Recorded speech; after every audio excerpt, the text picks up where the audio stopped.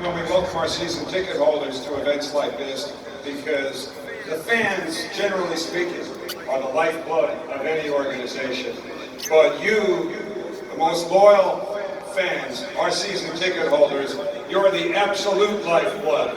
And the people for whom this organization wants so badly to get another one of those banners up there before too long. Now you're going to have plenty of time to ask questions. The only thing I would ask, because anything you want to ask any of these people about is fine with us. The only thing we ask is stand up, make sure you say your name so they can answer to your name, and also, I know you'll do this anyway, but please be respectful, okay? Whatever you want to ask, just do it nicely and respectfully. I'll get the ball rolling a little bit before we go out there for your questions. I want to start by introducing the people who are up here now, because we're actually going to have two panels. We're going to have a group of players join us in a little bit. Well, let's start off with the general manager, the new general manager of the New York Mets, Brodie Van Wagenen. Sitting next to him, you see him every day, the manager of the New York Mets, Mickey Callaway. And in his first year as the Mets hitting coach, Chili Davis.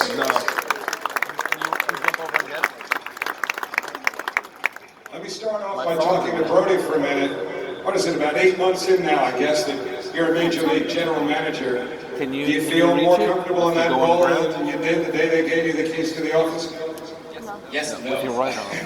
I think you learn a lot of things when you have a daily grind of 7 months of work and working with a lot of new people.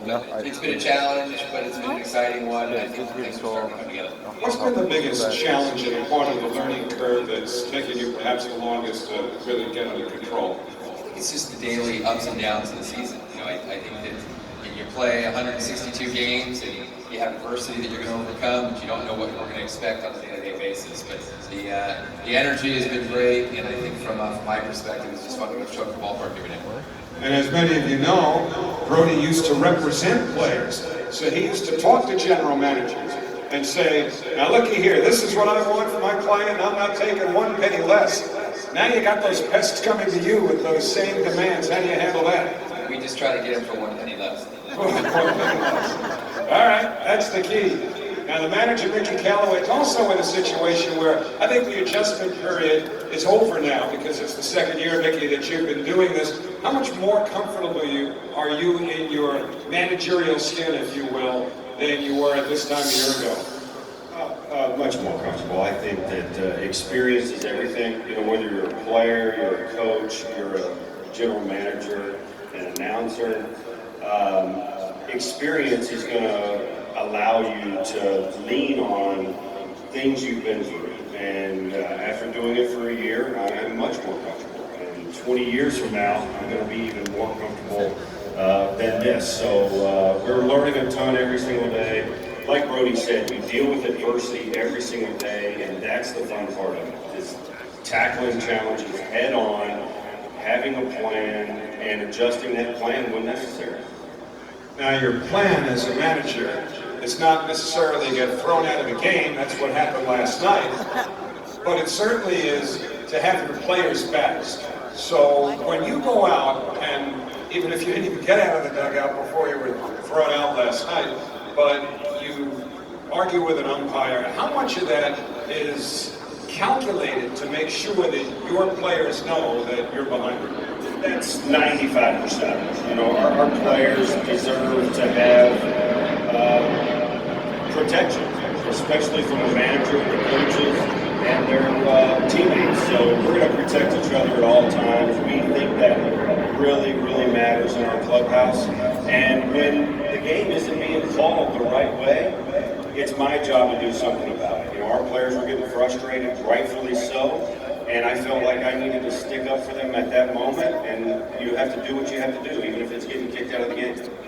Because of the video challenges and replay, we don't see the old-style manager-umpire arguments the way we used to, when you couldn't lean on what the camera said, you just had to go based on what the umpire saw and vice versa. Do you wish you had more opportunities to get out there, not only just to show your players that you've got their backs, but just to let a little steam off? Yeah, well, you know what, I don't like umpires very much. I never have. I've gotten kicked out a lot in my career, but, you know, I think the way it's set up now, you know, if you argue, you're going to get kicked out. Last night was an example, you know. I didn't do anything that bad, but they run you, you know. It's not like Billy Martin running out in the field and he's yelling in their face and he gets to stay in the game. You know, it's a different game now. We understand that, but you always have to stick up for your players, and we'll always do that. Do you ever fantasize about pulling a Billy or an Earl Weaver and firing the cap down and kicking some dirt? Much more than that. Absolutely. Well, let's meet Chili Davis now, who's in his first year as the Mets hitting coach. 5 runs last night, they loved it. That's all it takes, 5 runs a night. That's simple. I asked for more. It's good to be greedy when you're a hitting coach, I guess, but Chili was an accomplished major league hitter for a long time. Do you think that when you got this job and met the players, that they were aware of your career, or did you have to say to them, hey, take a look at the back of this baseball card and look at what I did? Well, I think Todd Frazier might have been aware, or maybe to know, but I think they know who I am, you know. I think the name kind of still around, but, you know, they're a great group of guys, and, you know, it's not about me or my career anymore. It's totally about them and their careers, and I tend to look at it that way. So I don't even think that when I look at myself play a game, or I even watch a game, period, I wonder if that was really me that accomplished those things, because, you know, the game's not easy. It's a tough game, and when you look at guys throwing 98 and 99 mile an hour fastballs, you know, it's hard to reflect back and go, you know, God, I still hit that. Your mind tends to think that, but I don't really think, it's tough for me to think that that was me out. But at the same time, you had your skills and you had your strengths as a hitter, but you can't expect that every one of the however many hitters it is that you work with are going to have that same kind of approach. So what's the biggest challenge in tailoring your teachings for each individual player? Well, they're all different.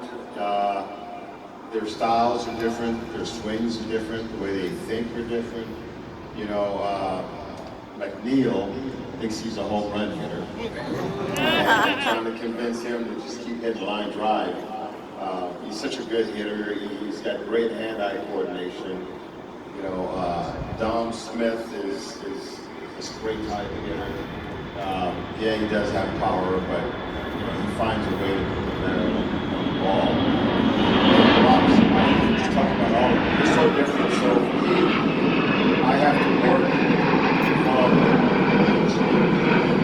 individually and what they do best. And the way I'm going to find out what they do best is by listening to them and explaining themselves to me a lot more. So is it fair to say then that the off-season, from the point at which you were hired, was a real learning curve for you, because you had to kind of go to school on each of these guys and have, I would imagine, some idea of their strengths and weaknesses by the time you got to spring training? How difficult was it? I'm still in school. I'm learning these guys every day, and you know, it's fun. It reminds me a lot of my playing days and the type of player I was. You know, there's certain things that you have to do as a hitter. Number one is focus. Number two is compete. And I think that's what I look for mostly, the focus in their work, focus during the game, and never allow them to ever stop competing. Was there a coach that you worked with during your playing career that had a particular impact on you as a hitter that you brought to your work as a hitting coach? Yeah, I had a lot of good hitting coaches. I had good teammates that helped me along the way. At the end of the day, I think you're your best hitting coach. You know, I remember talking to a player when I was a player, and he was an older guy, and I said, my hitting coach is terrible. And he looked at me and said, yeah, he is. He's the worst hitting coach I ever seen. And I go, you agree? He goes, yeah, and I'm looking at him right now. So in essence, he was saying that I was my best hitting coach. If I think my hitting coach is terrible, that means that I'm terrible. Well, I don't think any of the players are saying that about Chile right now. We're going to open up your questions in just one moment. I just want to ask Bernie one or two more things here, because you've probably been able to take a deep breath over the last few days now that the draft is over, because baseball had its annual draft of amateur talent, high school kids and college kids, which began last Monday. How much of the weeks leading up to that day took from whatever time you might have had that you perhaps wanted to devote to the specifics about the roster here? And are you kind of free and clear now where you can do even more than you could have as recently as a week ago? Well, I got to give a shout out to our scouts. These guys were in the trenches, on the road for 8 months straight, and even some of the front office guys, Alan Baird and Omar Minaya. Anybody know Omar? Yeah, there you go.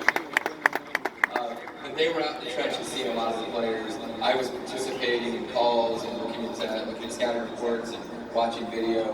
And then, as these guys know, I've been with the team virtually every game, and I had 6 straight days where I wasn't with the team. So withdrawals, fear, paranoia, but at the same point, it was great to be with the guys down in the draft room, and I'm excited what we accomplished.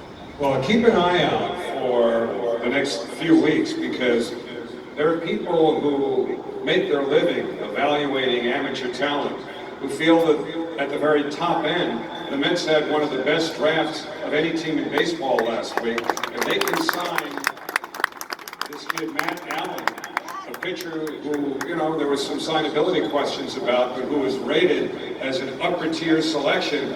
You get him signed, is it conceivable that you really hit a home run with your first 3 picks? That was part of the strategy. I think as we looked at our farm system over the last several months, we wanted to try to infuse high-end talent, give Mickey and Chile a chance to develop, the best players that not only have a chance to be major leaguers, but have guys that have a chance to be impact guys. So if Mickey signed these guys, we pushed all of our chips into the highest-end talent we could get our hands on, and I think we have the potential to have 2 frontline starters and a 3-hole hitter as we go forward in the next generation. That's good. So how do you think, and I know it's hypothetical until you really get into it, but how do you think that your previous experience as an agent will help you, not only with Matthew Allen, but anybody else you negotiate with, in kind of getting an understanding of what the player and his representative wants, what you're prepared to offer, and how you might be able to come to a middle ground, strictly because you know the way the system works from the other side? I think it's twofold. First, I think our staff is tasked with getting to know the player and getting to know the player's family. And once you have that, I think we have a better sense of whether or not we have an opportunity to sign the players. From a negotiating standpoint, it's just a matter of understanding what the landscape looks like, what players and agents' opportunities are with other teams, and then trying to put the best foot forward in terms of creating a package that makes us more attractive than others. All right, well, hopefully the Mets get that done and they wind up having one phenomenal draft that will pay dividends on this field before you know it. But right now, we're going to pass the mic around. Make sure you find one of our representatives, and please, when we call on you, stand up, let us know your name, and we'll get you started that way. Our first question is coming from a gentleman in the Michael Conforto jersey. That's right. Chili. Question, when the players are in the dugout between innings and while other batters are hitting, how much is the chatter going on about what is the next pitcher going to do, what is he throwing, tendencies, and everything that we've learned from the data we collected on the pitchers? How much of that chatter is going on in between innings? Hey, just make sure you tell them to see their Oh, my name is Anthony, I'm sorry. Anthony, there's a lot of chatter in that dugout. I think the addition of, Cano and Gomez and some veteran players, I'm really impressed with how much energy there is in the dugout, first of all. Guys are in the game. They're talking about, I think a lot of guys come to me and talk about, the pitches they saw, the sequence of pitches,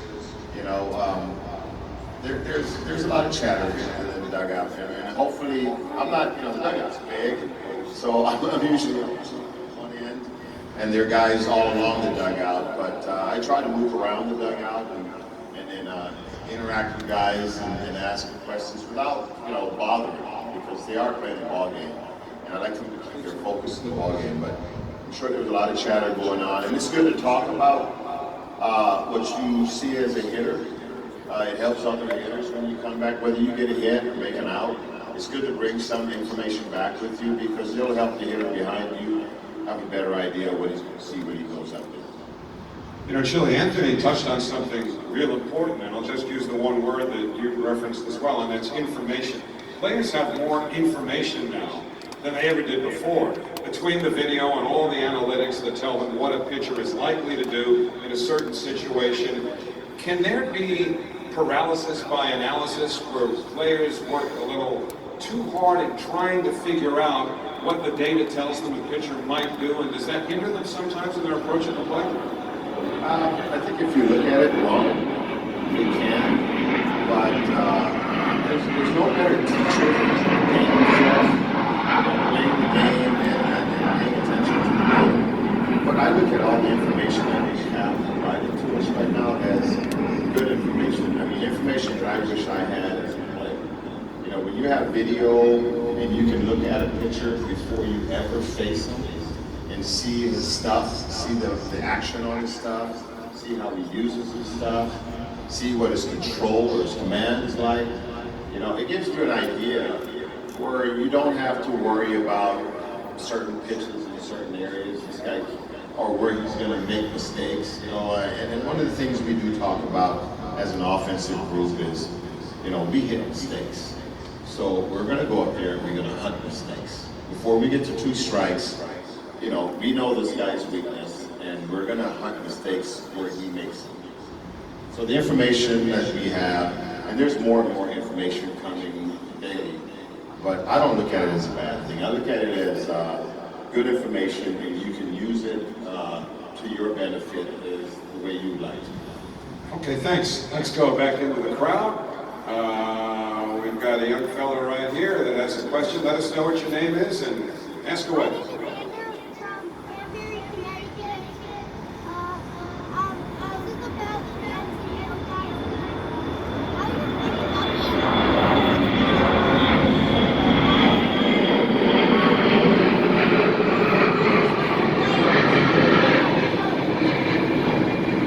Oh, and Andrew, can you do us, it is Andrew, right?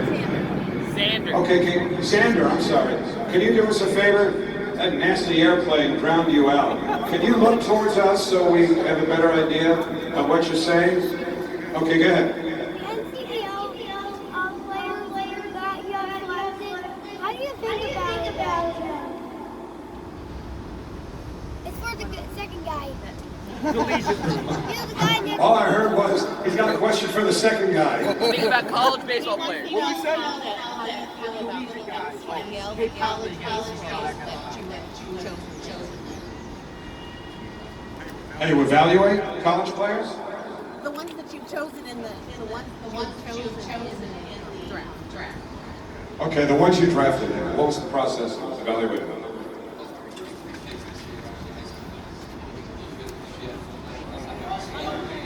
Mike. Mike, not on? You guys got me? All right, we're back on. This year's draft, we focused our first 3 picks on high school players, which is a little bit of a shift, not only for us, but also within the industry, because college players have the opportunity to get to the big leagues faster. But in this year's draft, we like the high school kids because of the ceiling, because of the top-end talent that they possess.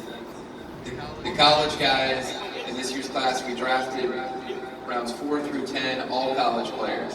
They were all seniors, they were all mature, and they had 4 years of school that we were able to evaluate their performance that gave us a really good understanding of what they're capable of going forward. So hopefully we drafted a diverse group of players that play multiple positions that can start in Brooklyn here very quickly. Was that a conscious effort going in that you were going to be top heavy on high school players in the early first couple of rounds? I don't think the high school players was really the focus as much as it was the high-end talent. We didn't want to have organizational players or guys that we felt could just reach the big leagues. We wanted guys that can be impact players, like I said earlier. And I think the one truth in the draft is you have to be flexible. You have to see what's happening in front of you, you have to see what's happening behind you, and then build your strategy. All right, as soon as this plane passes by, I think it's easy playing and pitching and hitting here. We're this close to LaGuardia Airport. We've got a question from this gentleman in a blue Mets shirt. Oh, okay, got it. Hi, my name's Andrew, and I'm just here. What are the chances of Tebow getting called up before the season ends? That was for me? Yes, well, I think Tim got off to a tough start to start the year.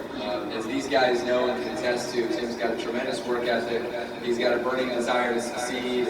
Hopefully he can get on a roll here and start to show us some of the things that he showed us in spring training, get a little bit of momentum, and see what happens as the year goes forward. But we need him to get on a hot streak. I think everybody's hoping for that. All right, we've got some other questions. Okay, make sure you speak loud and clear. Okay. Well, my name is Diego.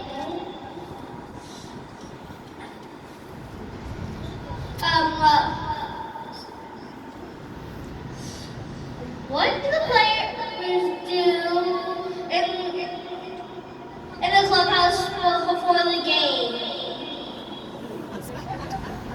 Hey Diego, thanks for the question. I know that's something that most people don't get to see, so I'll be glad to answer that. The players most of the day are prepping for the game, whether they're in the cage with chili, they're watching video, they're on a VR machine, which is really cool. Diego, you know what VR is? Virtual reality. So some of our hitters get to put on these goggles and actually track pitches from the opposing pitcher. We'll have great video of them and how their pitches break. So it's a really cool kind of video game that is helping them during the game. So that'd be something you could probably like a lot. But they're recovering, they're lifting weights, they're getting treatment. There's all kinds of stuff that they do throughout the day to prepare them to go out there and play the best possible game they can. You know, you guys might not know it, but the players for a 7 o'clock game start showing up maybe around 1 o'clock in the afternoon, and there's 6 hours of prep throughout the day. It's not show up at 6 and play at 7. They're here all day, dedicated to being the best players they possibly can. And on top of all that, they're in there having fun with one another. You know, they get to mess around in the clubhouse. They'll play cards if they have 30 minutes down to relax. And our players have a really special clubhouse, in my opinion. They really get along. They're in there talking about the game, talking about their lives, and getting along every single day. So, Diego, when you're in there with your friends in your clubhouse someday, make sure you're working hard and make sure you're having fun with these guys, because those relationships are going to last a long time.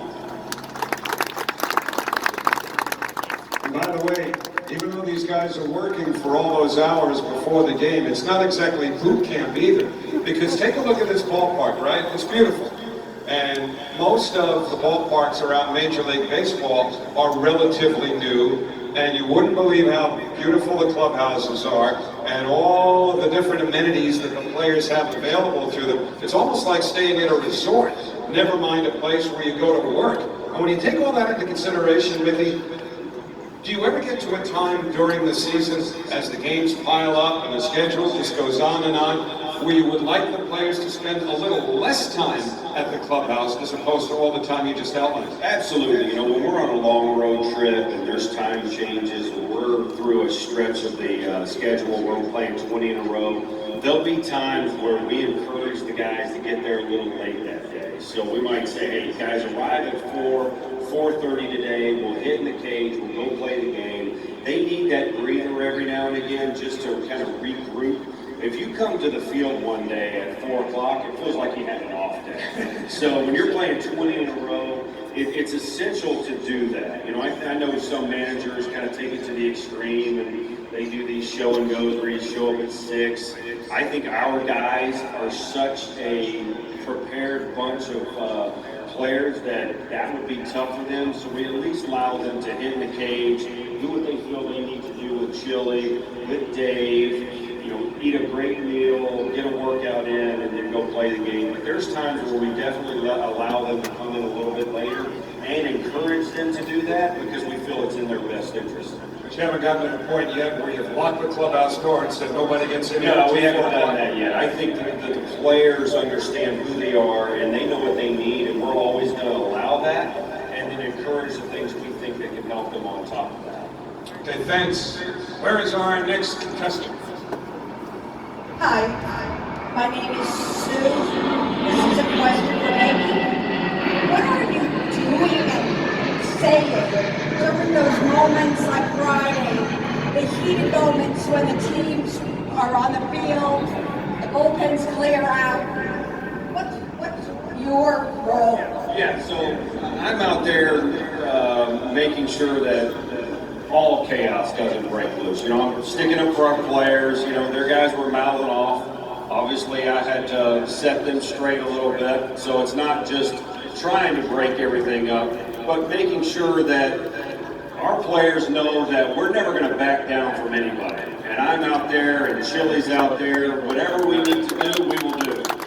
But I want to make sure that our players also don't get ejected, don't get injured, and things like that. So we're kind of moderating it, but letting the other team know that we're not going to take any crap from them. Making sure the other coaches know that they're bigger, stronger, and faster than they are too. That's right, here we are. There's everyone there.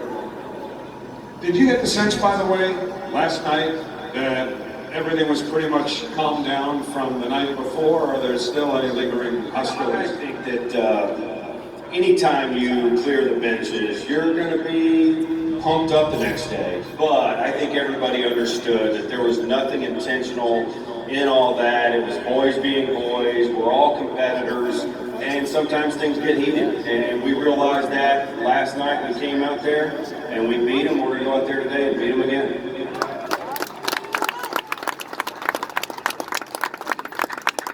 Okay, we're going to have another segment for you because we've got some players that I know you want to talk to.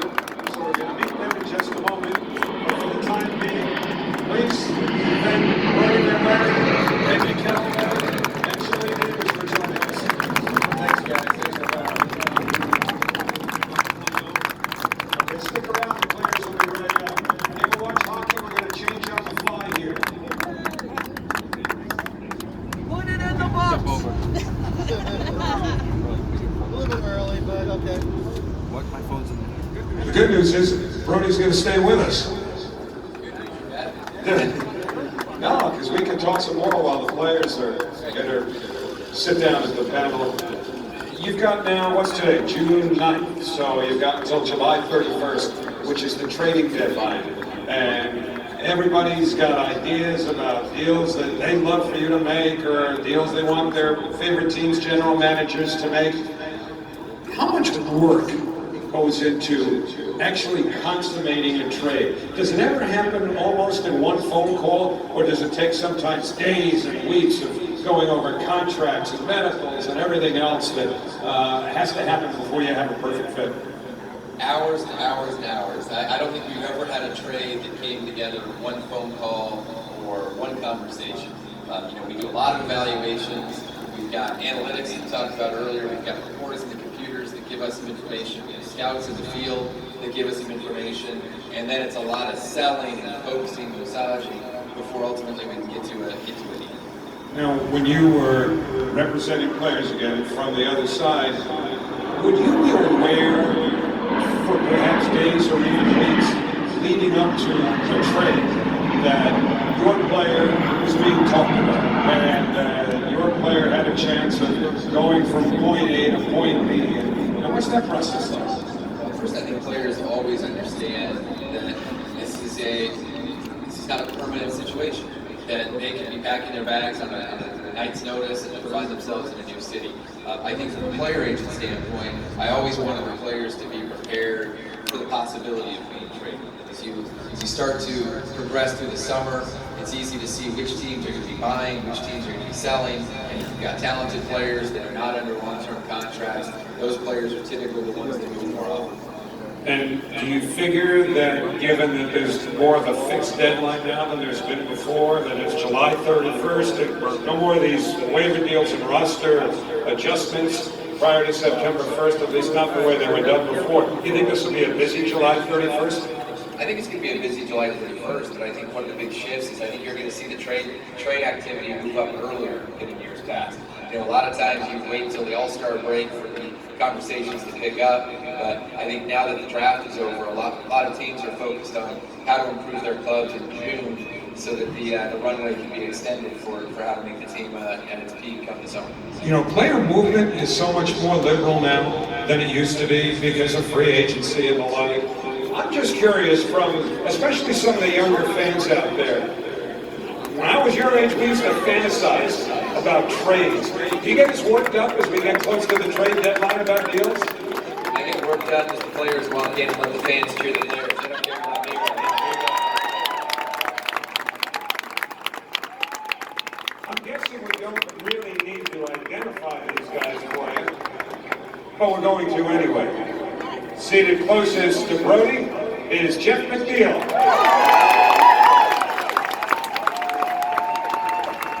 Anybody out there from Tom's River? And you probably know Todd Frazier, right?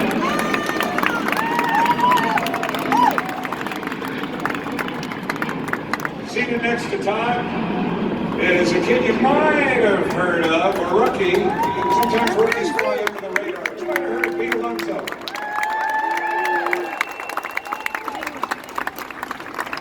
And a former first-round draft pick of the Mets who's really breaking through and having a great year, Dominic Smith.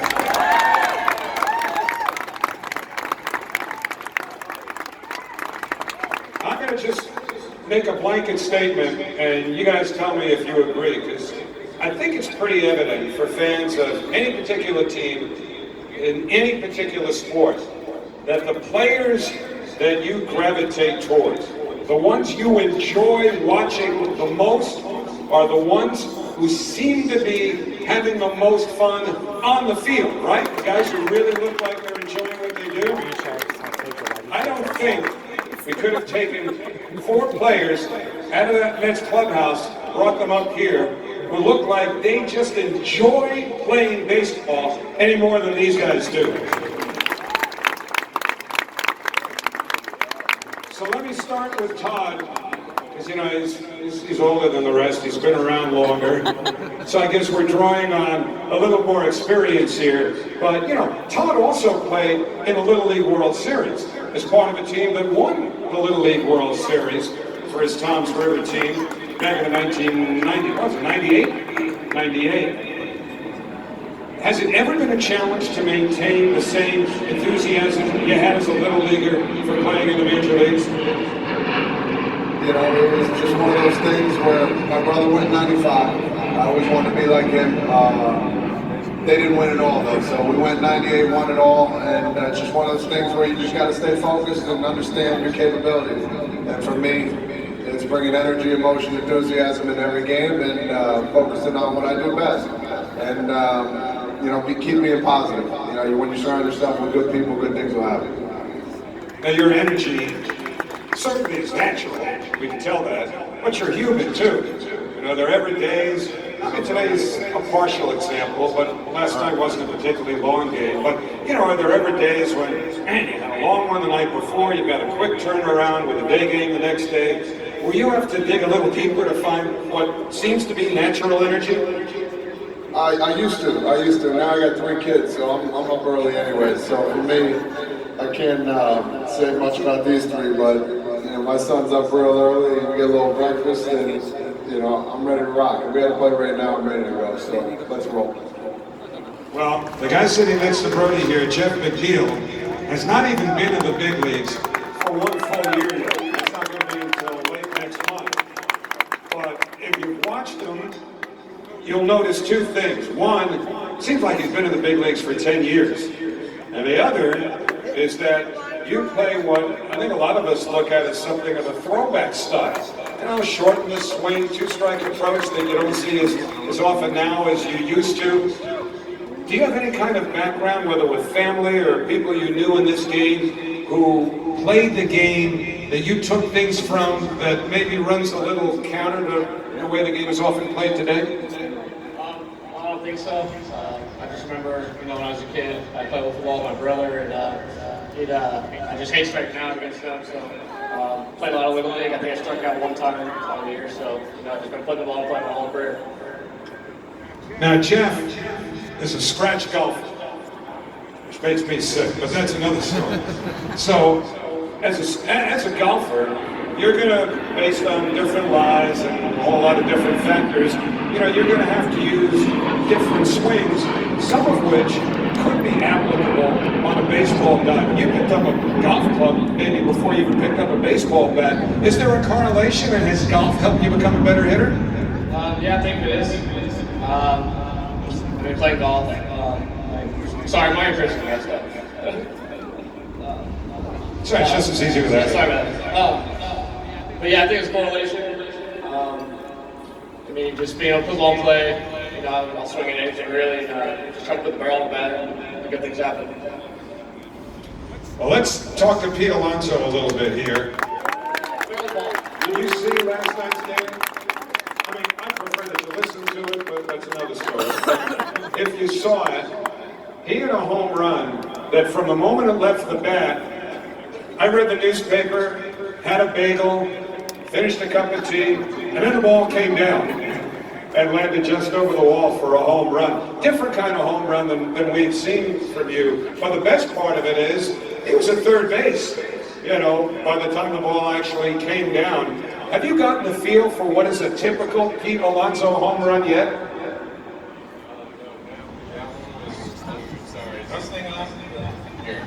We need a trained professional there. Hello? All right, there we go. That's better. Yeah, that one wasn't really typical. It was definitely unique. I didn't think I'd be sliding in a third for a homer, so that's definitely different. How different has big league life been for you? It's not even half a season yet, but not only have you fit into where Mickey called you one of the leaders on this club last night, but did you feel like maybe if you were walking on eggshells the first couple of weeks in March and April, that you're not any longer? It kind of all started in spring training. I got great guys in the clubhouse like Todd to kind of lean on and go along. Most of the veterans have been awesome, just helping me out, and if I have something, I can go to them no matter what. So it's been awesome, and I'm really happy. I've been well respected and treated well by others. So it's been awesome. Fans have certainly treated you great, as they have everybody out there. And I don't know, there might not be a better story around the Mets this year than the emergence of Dom Smith. Whenever you're a first-round draft pick, the expectations are high to begin with, but there are, some things that might have held Dom back, as you've read about, and we've talked about the sleep apnea. I don't know that that's a big factor necessarily in getting you to the point where you've really broken through this year, but how much of a factor has it been in your performance reaching the level that I know you've always hoped that it would? Played a big factor, and